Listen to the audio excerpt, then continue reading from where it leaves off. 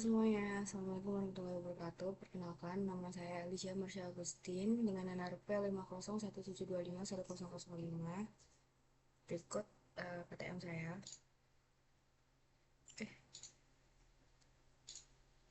jadi tugas yang pertama di sini saya akan menjelaskan tentang em, definisi mineral yang mencakup naturally occurring inorganic solid substance, having an orderly arrangement of atoms, having a consistent chemical composition that may vary within specific limits. Lalu ada beberapa study case yang harus saya selesaikan. Oke, yang pertama, definisi mineral. Mineral adalah zat padat anorganik yang terbentuk secara alami, memiliki susunan atom yang teratur, atau bisa disebut struktur kristal, serta mempunyai komposisi kimia tertentu yang tetap atau hanya bervariasi dalam batas tertentu. Suatu zat baru dapat disebut sebagai mineral apabila memenuhi beberapa syarat berikut, yaitu naturally occurring atau terbentuk secara alami. Jadi mineral itu harus terbentuk melalui proses-proses geologi di alam, seperti kristalisasi magma, presipitasi dari larutan, metamorfisme, maupun aktivitas hidrotermal.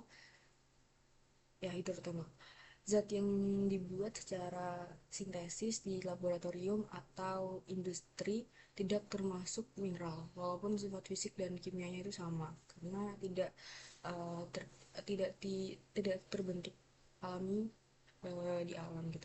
Ya, dan yang syarat yang kedua yaitu inorganic solid substance atau zat padat anorganik.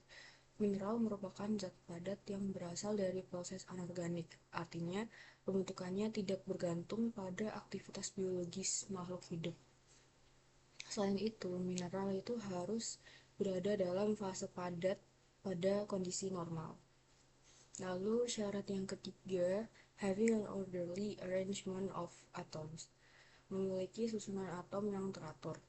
Atom-atom penyusun mineral atau atom-atom penyusun mineral tersusun secara teratur dan berulang membentuk struktur kristal, crystalline structure.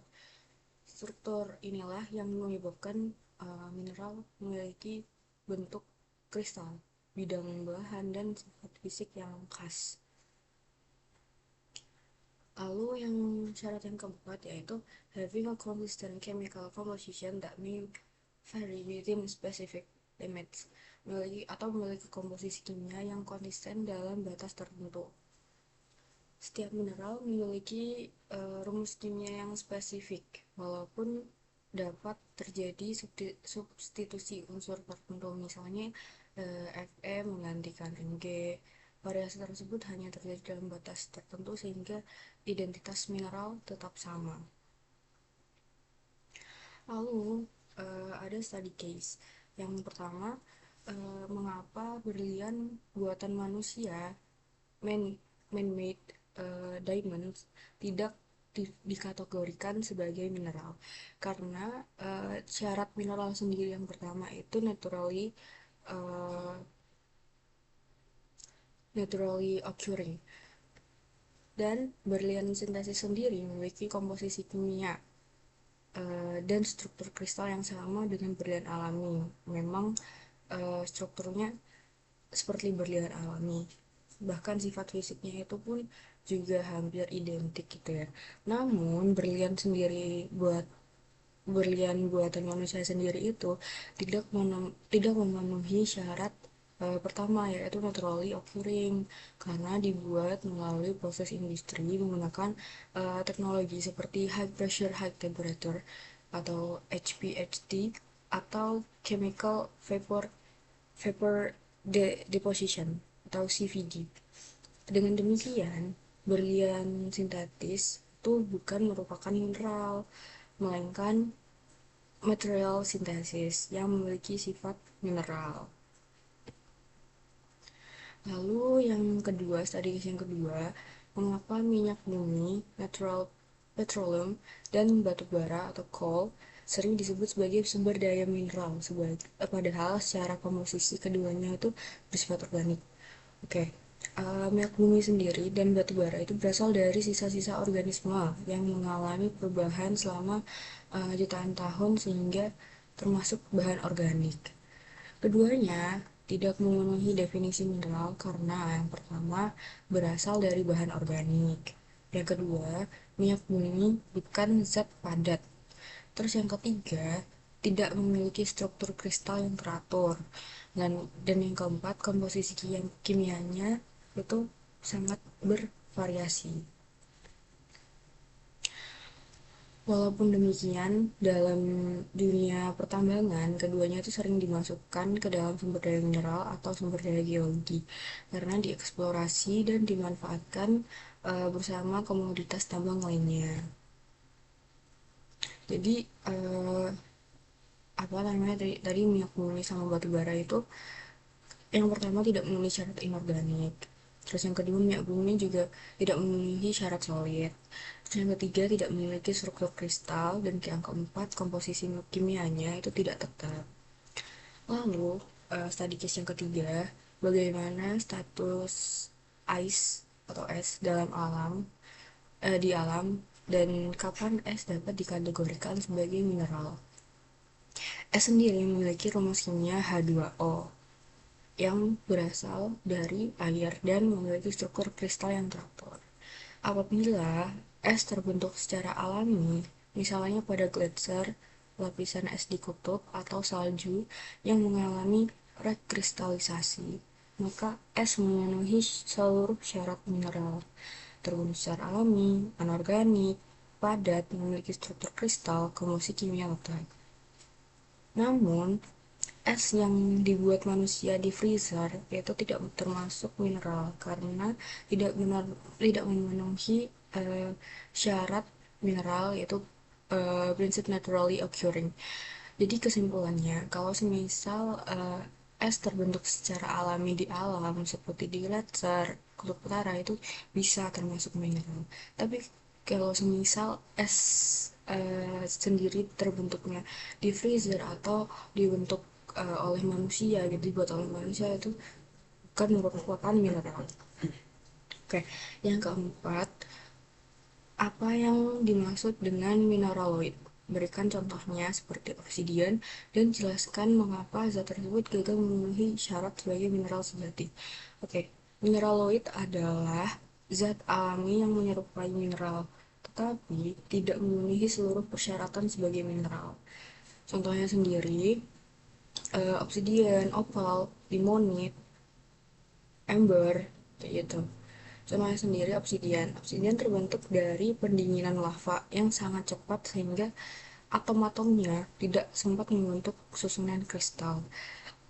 Akibatnya, uh, obsidian itu terbentuk secara alami, padat, umumnya anorganik, tapi tidak memiliki susunan atom yang teratur atau non-kristalin. Karena gagal memenuhi syarat having an orderly arrangement of atoms, obsidian diklasifikasikan sebagai mineraloid, bukan mineral sejati.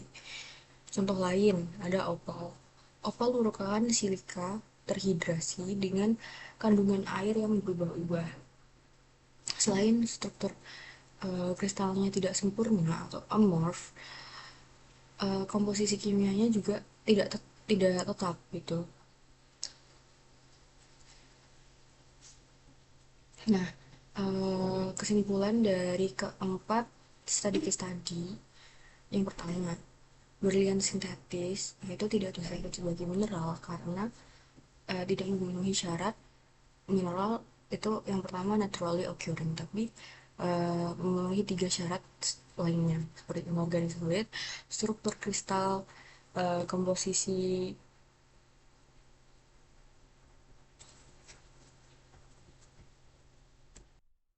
Namun komposisinya tetap. Jadi um, status dari berlian buatan itu bukan termasuk mineral.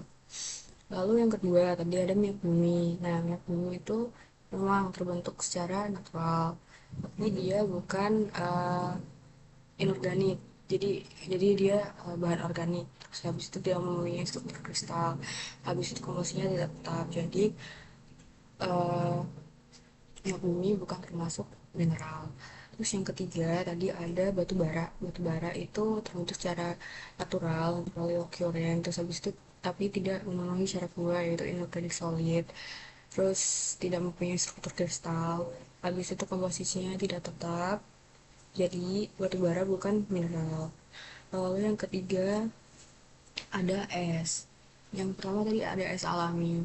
Es alami itu eh, karena terbentuk secara natural, terus habis itu dia merupakan inorganic solid, terus habis itu ada struktur kristalnya, habis itu komposisinya juga tetap hanya H2O.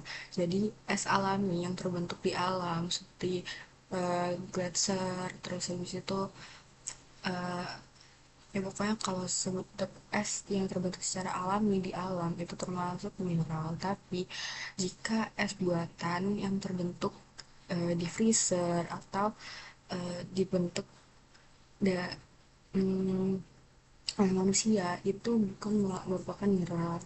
Lalu yang ada obsidian.